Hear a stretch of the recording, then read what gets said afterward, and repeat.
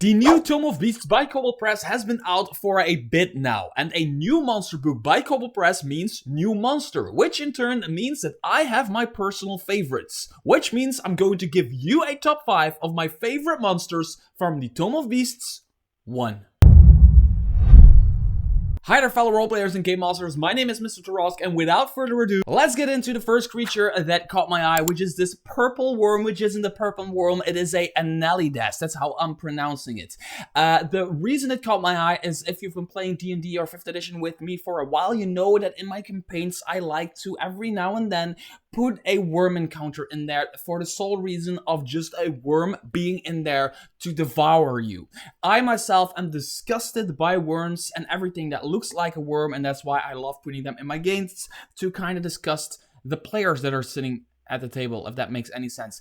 This massive worm erupted from the earth, crushing all near it and scooping up the remains. An Annelidast is a gigantic worm that slumbers for decades at a time in the bowels of the earth, where the rock itself radiates primordial magic. Now, this is really important for this worm, and which makes it interesting. This worm is more than just one of those big worms that's just dangerous because it's big and it has a big mouth. This has all of that, but there is this magic thing that goes on that makes it really, really interesting. Over millennia, they have grown elite plated carapaces, is that the word? To shield themselves from magic. Now, what this thing can do is, the most important part about this for me is the sleeping plague.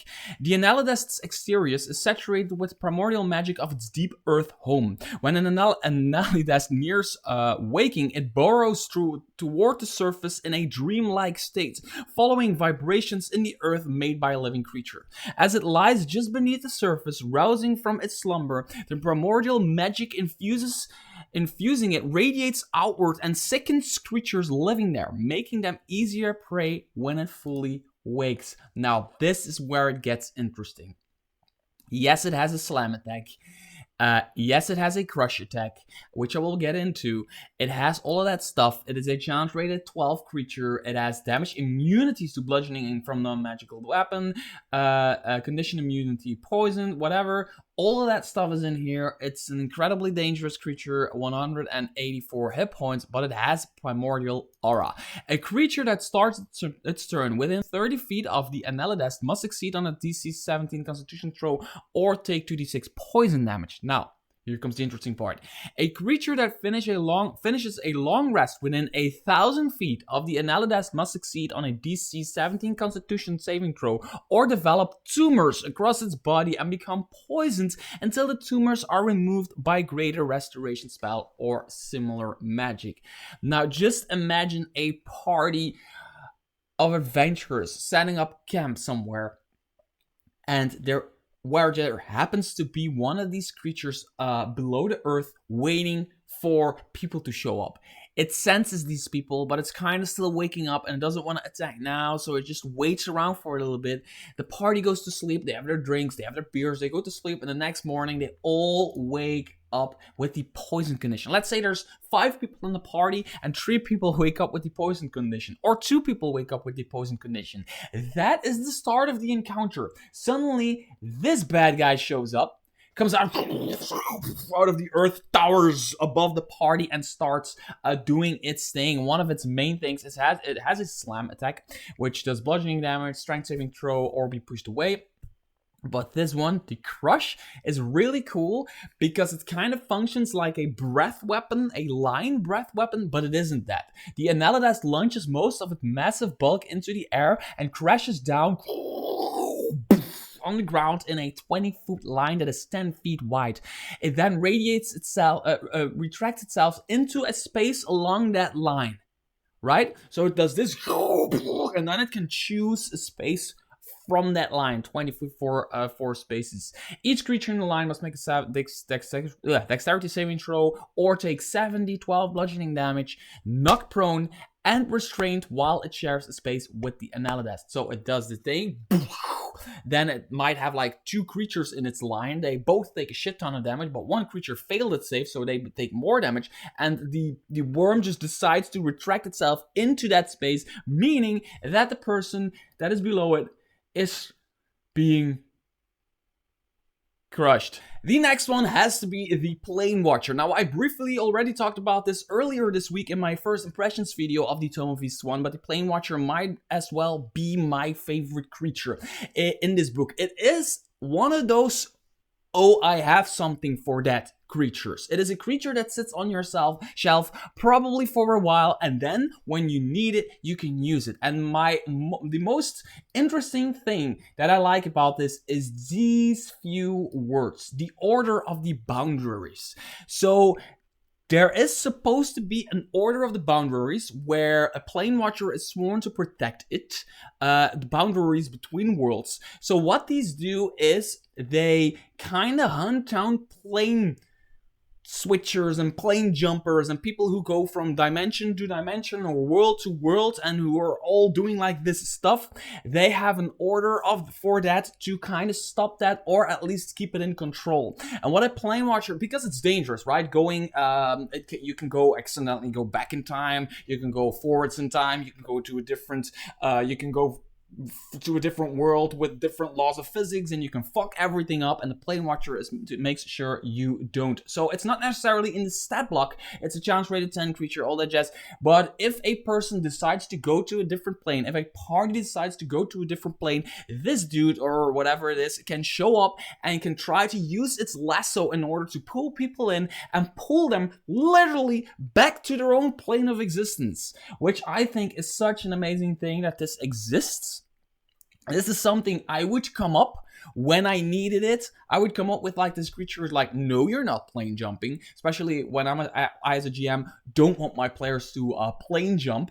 I would come up with something like that, but the Kobold Press did it for me, and it is amazing. So it has Planewatcher can pinpoint the location of creatures not native to the plane the Planewatcher currently occupies. It is immune to any spell or effect that would force it to leave its current plane. The Radiant Lasso. Radiant damage, and the target is grappled. If the Planewatcher isn't already grappling a creature until the grapple ends, the target is restrained, can't tell a lie, and can't teleport or be transported to another plane of existence unless the Planewatcher wills it. So it's kind of like a Wonder Woman lasso where the angel or the Planewatcher catches you, you can't tell a lie. So if it asks you, what is your plane? Where do you belong? Where do you come from? And you're like, oh, we came from Midgard, right? This dudes will just pull you back to Midgard because it has planar ultimatum. The Planewatcher demands one creature grappled by it to return to the creature's home plane within 24 hours. If the creature doesn't swear to do so, it must make a Constitution saving throw or take 10d8 radiant damage on a failed save, has much damage on a successful one. It becomes affected by the Geese spell for 30 days, which compels the creature to return to its home plane as soon as possible. Yeah, it can just show up, be like, nope, you're not plane jumping. It can literally catch you with its lasso, and it can reel you in and demand you to go back to your own world. I am a sucker for plant creatures. As a matter of fact, the book that I'm writing right now with Wally DM and Dungeon Dad has a big fat rose flower, red desert rose flower on the cover. It is an entire encounter. I love it.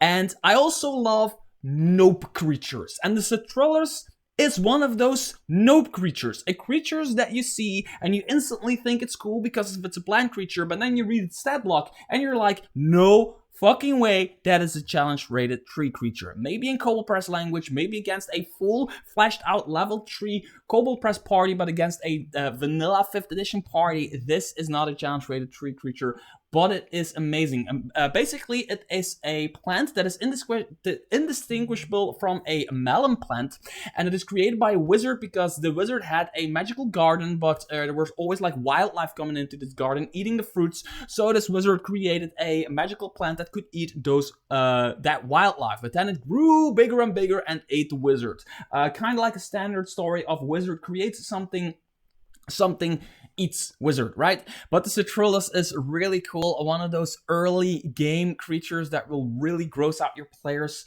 And the main thing is its false appearance, so it is indistinguishable from a normal melon plant. Now, specifically saying it's a melon plant is where it gets interesting for me. As a storyteller, encounter storyteller. Let's say people have been traveling through a desert environment. They're thirsty, they're hungry. Although they've been eating rations, they're like all tired. Maybe somebody is exhausted or something like that.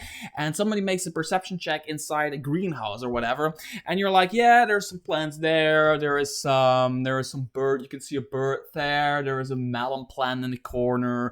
There is office space in the back. You just start saying stuff, right? But you put that melon plant thing just right there, smack in the middle. I promise you, 9 times out of 10, people will go to that melon plant in order to pick a melon. But then this happens. They pick a melon, and this plant becomes this towering thing that starts eating away at your party. And does its gush ability, its bile spray ability. So I'm gonna start with bile spray because that's the most important. The Citrullus exhales pink bile in a 30 foot cone. Each creature in that area must make a dexterity saving throw. On a failure, take 46 acid damage and is restrained by the sticky seed-filled juice for 1 minute, 10 rounds. On a success, the creature takes half the damage and isn't restrained. A creature, including restrained creature, can take its action to free the restrained creature by succeeding on a strength check. So a strength check to free somebody, a dexterity check to not be restrained. So this is dangerous already. If you're really close to the plant and you become restrained, it can start attacking you and start eating away at you. Now the gush ability is really cool. That's also in there. When the Citrullus takes bludgeoning damage, sticky juice splashes out of it. If the attacker is within 30 feet of the Citrullus, the attacker must succeed on its dexterity saving throw or be restrained by the sticky juice if it has failed. So it's just, this happens when this happens. So every time it takes bludgeoning damage. That's a really specific damage. It might not happen, but it's just really cool that's in there. But the most dangerous thing about this is this little bonus action thing right here. Yes, monsters now have bonus actions. Creeping seedlings. The seeds in the sticky juice grow viney tendrils and drag each creature restrained by a bile spray and gush up to 25 feet straight toward the Citrullus as a freaking bonus action. This little bit of text right here is what makes this thing higher for me than challenge rated 3. If you put this against a well-rested party and all that stuff, yes, they're probably going to defeat it, but it can become dangerous really, really quickly. If somebody's restrained and they start making some bad rolls, 1 or 2 bad rolls can really, really, really, yeah, 2d6 acid damage, 4d6 plus 4 piercing damage, all of that stuff. It has 10 feet reach. It is a crazy cool, wicked monster, and could be like one of your early big monsters in your campaign. As somebody who has written an adventure with an undead team and a horror team, the Ashwalker is a really, really cool one that I wish was in my adventure. The Ashwalker basically is a human who was killed by a dragon laying siege to a city. So Game of Thrones at the end, where this dragon like burns the entire city. This could result, because there's magic in the city, which infuses with the fire of the dragon, and this could result in hordes upon hordes upon hordes of Ashwalkers, which could be a really cool next season for Game of Thrones. And in all seriousness, Ashwalker is really cool. Again, challenge rated 1. I don't know. I don't want to pit 1 or 2 against, or even like 3 against a level 2 party. I don't want to pit one of these against a level 1 party either. Maybe yes, maybe no. I don't know. They have 31 hit points. So what it is like what I said it is, but it could do fire damage, but if it would have been killed by a black dragon or a copper dragon, it could do acid damage, cold damage for silver and white. It all says right here, right? Fire for brass, gold, and red, lightning for blue and bronze, or poison for green, making it look a little bit differently. So this is the fire red dragon type, because that dragon is used a lot for like burning cities, right? So it has a Breathborn. The Ashwalker has immunity to the type of damage based on type of dragon that killed it. A burst of breath, a creature that touches the Ashwalker or hits it with a melee attack while in 5 feet of it takes 1d6 damage of the type noted. And then it becomes interesting. Last breath. The first time the Ashwalker is reduced to 0 hit points, it drops to 1 hit point instead, and its draconic breath automatically recharges. The Ashwalker transforms into raw energy of the type noted in its breath-borne trait, so fire in this case. While in this energy form, it is immune to all damage and is being grappled or restrained. At the end of the Ashwalker's next turn, it is destroyed. So basically, you smack it to 0 hit points, and suddenly it becomes this flaming ball, like almost like fire elemental type thing, just raw energy in front of you, and it can do one more draconic breath, which it probably has already done before, because it normally, like most of the time, these encounters start off with the breath weapon, and then somebody kills and it just does a breath weapon again, and maybe in the middle of the encounter they also did the breath weapon because you rolled a 6 on your d6. Who knows? So the breath weapon, the Ashwalker exhales elemental energy in a 15-foot cone. Each creature must make a Constitution saving throw, taking 46 damage of the type noted in its breath-borne trait. On a failed save, has as much damage on a successful one. Just imagine a horde of these coming at your party, all using their breath weapon, then being killed using their breath weapon again. Nope. Nope. Nope. Nope. Nope, nope, nope, nope, nope, nope. Nope, nope, nope, nope, nope.